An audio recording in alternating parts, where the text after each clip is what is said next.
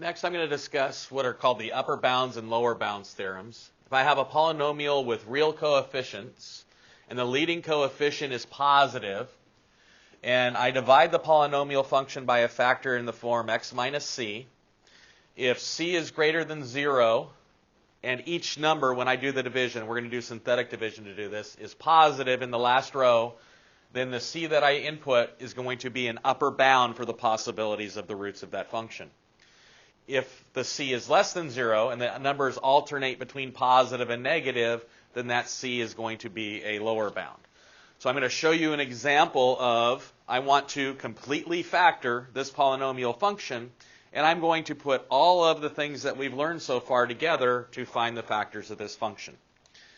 So the first thing I'm going to use is the rational roots theorem, which tells me that if I have a rational root to this function, it's going to be the factors of the leading term, of the constant term, divided by the factors of the leading term. So my possible rational roots are plus or minus 1, plus or minus 2, that's the constant term, over the factors of 6, which are 1, 2, and 6. 1, 2, 3, and 6. And what I want to do now is I want to list all of these. So 1 over 1 is 1. 1 over 2 is 1/2. 1 over 3 is 1/3. 1 over 6 is 1/6. 2 over 1 is 2. 2 over 2 is 1, which I already have. 2 over 3 is 2/3. And 2 over 6 is 1/3, which I already have. So here is a list of my possible rational zeros. Next, I'm going to use Descartes' rule of signs so that I can do some analysis on here. So for positives, I have a positive, negative, positive, negative. Count the sign changes, 1, 2, 3. So I'm going to have either 3 or 1 positive real zeros. For negatives, change the signs for the odd powers. Keep the even powers the same. Change the sign for an odd power. Keep the even powers the same. There are no sign changes here, so I know I have no negative real zeros. So I have just eliminated half of the possibilities for my rational roots theorem. I don't have to check any of these negative numbers in here. So what I'm going to do is I'm going to pick a positive number and do synthetic division on my polynomial, and I'm going to pick the easiest positive number, and that is the number 1.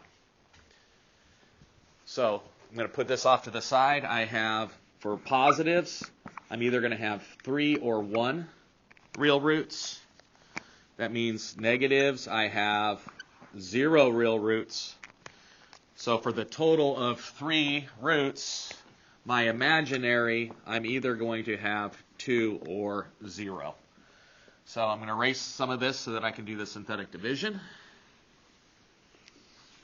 It is already written in the general form, highest power to lowest power. There aren't any missing powers. So for synthetic division, I copy.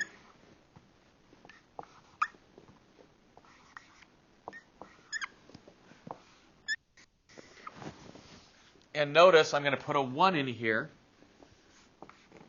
which is the same thing as dividing this polynomial function by x minus 1. X minus 1 would be a factor if this gives me a remainder of 0. So, synthetic division. Bring down the number. Multiply, which gives me 6. Add 2. Multiply 2. Add 5. Multiply 5. Add 3. Notice that this number is not 0, so 1 is not a factor.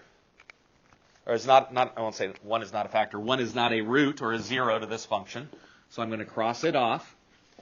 But notice that I put a positive number in for c, and each number in this row right here is greater than or equal to 0, therefore the c that I put in, or the number 1, is an upper bound. That means that this possible rational root 2 will not work. So I have eliminated with one number that I put in, I've already eliminated another number that will not work. But here's one thing I do know, that 1, 3 is on the graph. So even if you get you do not get a 0 by putting your number in here, you still get some piece of information that you can use to help you sketch your graph. I'm going to do synthetic division again. But now I'm going to pick a number that's less than 1, so any one of these three, and it's only the positive ones again. So let's pick 2/3. That's the next one down. Bring down the 6. Multiply. 2/3 of 6 is 4. -4 plus 4 is 0. 2/3 of 0 is 0. 3 plus 0 is 3. 2/3 of 3 is 2. -2 plus 2 is 0. And I know that 2/3 is a 0 of my function. I'm going to write that point down. And I also know that I have this as the result of the division problem of x minus 2/3. So I now have the polynomial function 6x squared plus 3. Okay, so 2/3 worked.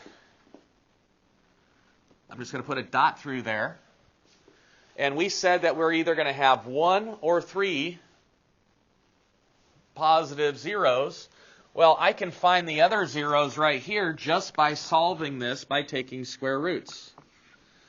First step here would be to subtract 3 from both sides. So I get 6x squared equals -3. Divide both sides by 6. I get x squared equals -1/2. Take the plus or minus square roots, and I get x equals plus or minus the square root of -1/2. Well, that's going to give me an I for the square root of -1. So I get 1 over the square root of 2, which is the square root of 2 over 2 over I.